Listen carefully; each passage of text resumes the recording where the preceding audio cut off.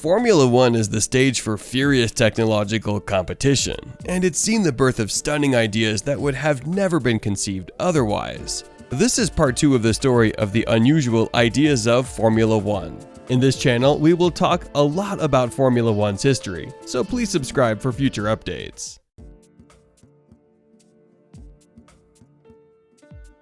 Tom Walkinshaw, who participated in the management of Benetton and Ligier teams with Flavio Briatore, and ran his own racing team, Tom Walkinshaw Racing, became the owner of Arrows in 1996. At that time, Arrows was not in good shape. The team was switching engines almost every year. And in 1999, Prince Malik Ibrahim, a wealthy Nigerian family member, joined the management of the company, and the company continued to go astray. In 2000, when the car equipped Renault's customer engine, Supertech engine, it showed straight-line speed that was comparable to the top teams and showed a good run. In 2001, Arrows introduced the A22, which was an improvement on the previous year's well-performing A21. The Supertech engine was replaced by the Asiatech, which was rebadged Peugeot and used the previous year by the Prost team. Performance was not up to expectations. To compensate for the lack of power, the team had no choice but to downsize the fuel tanks and run their cars as lightly as possible. It was tough going. But in the Round 6 Austrian Grand Prix, the team finished in 6th place with Jos Verstappen at the wheel. With the momentum of its previous finish, the following Round 7 Monaco Grand Prix, they came up with an outrageous design. The Arrows car that appeared in the first day of free practice had a small wing attached from the tip of the front nose through a long stay. At the time, the Monaco Grand Prix, an extremely technical course that runs through the city streets of Monte Carlo. Many aerodynamic parts were being introduced, with each team trying to obtain as much downforce as possible. The wing of the Arrows A22 was a desperate attempt to effectively use downforce while staying within regulations. After the first day, Verstappen was favorable about it, stating that the visibility is not bad and it works well. But the FIA seeing it and judged it to be a dangerous structure that violates regulations and banned its use from Saturday onwards. In the end, they were only used for one day, and the two Arrow cars missed out on a prize at the Monaco Grand Prix.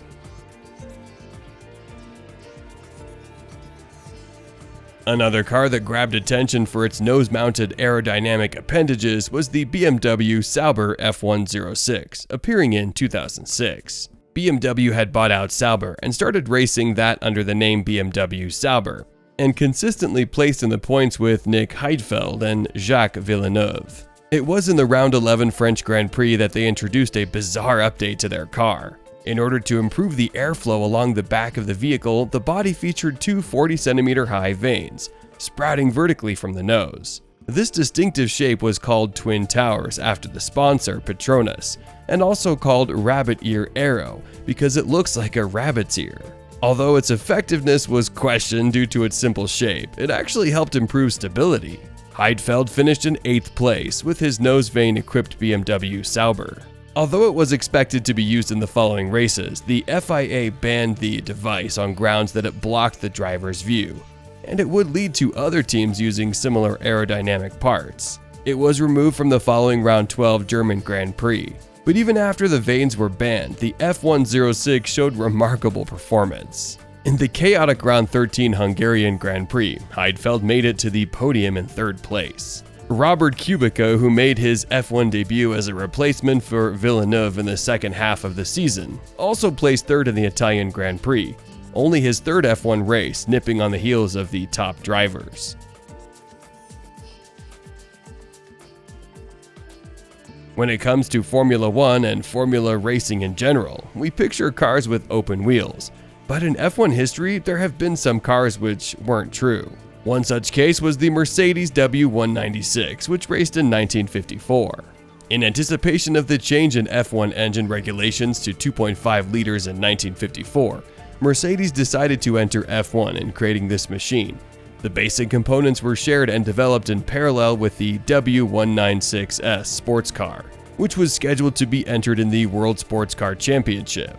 Due to development delays, W196 made its debut in Round 4 French Grand Prix, appeared with a streamlined body enclosing the chassis and tires. At the time, there were still no regulations on bodywork covering the tires, so a configuration like this was allowed, and Mercedes decided to use it.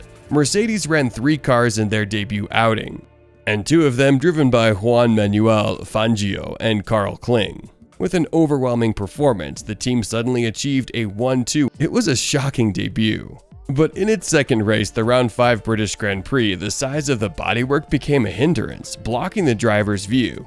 In addition, there was an accident where Fangio hit his fender on a pylon along the course. As a result, this led to change to the conventional open-wheel body from the following round in German Grand Prix, and the full cowl configuration was only used on high-speed circuits where it gave an advantage. The W196 eventually scored 4 wins in 6 races, and the next year in 1955, it showed overwhelming performance, with 4 wins for Fangio and 1 win for Stirling Moss, a total of 5 wins in 7 races. This gave Fangio 2 consecutive drivers' championships.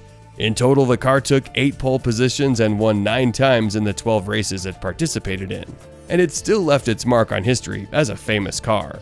From 1961, new regulations banned bodywork that covered the tires, and it was no longer possible to run cars like the W196.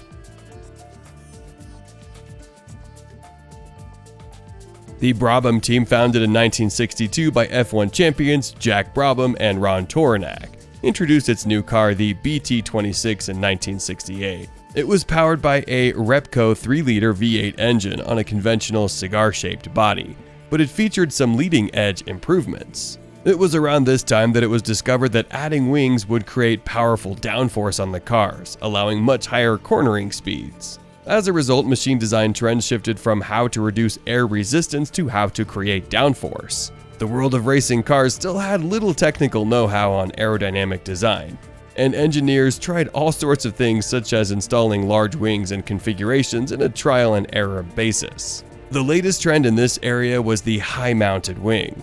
Placing the wing in a high position increased the car's air resistance, but in exchange it created a high downforce, and many cars of the day sported this design. In the midst of these times, Brabham BT26 came up with an even more outrageous idea. It featured a high-mounted wing not just on the rear but on the front as well, a double high-mounted wing configuration. This front wing was installed in several Grand Prix, including the Round 11 US Grand Prix in 1968, and the following year it was installed in the M4A, which gave McLaren its first victory ever in team history. Brabham competed in 1968 with drivers Jack Brabham and Jochen Rindt.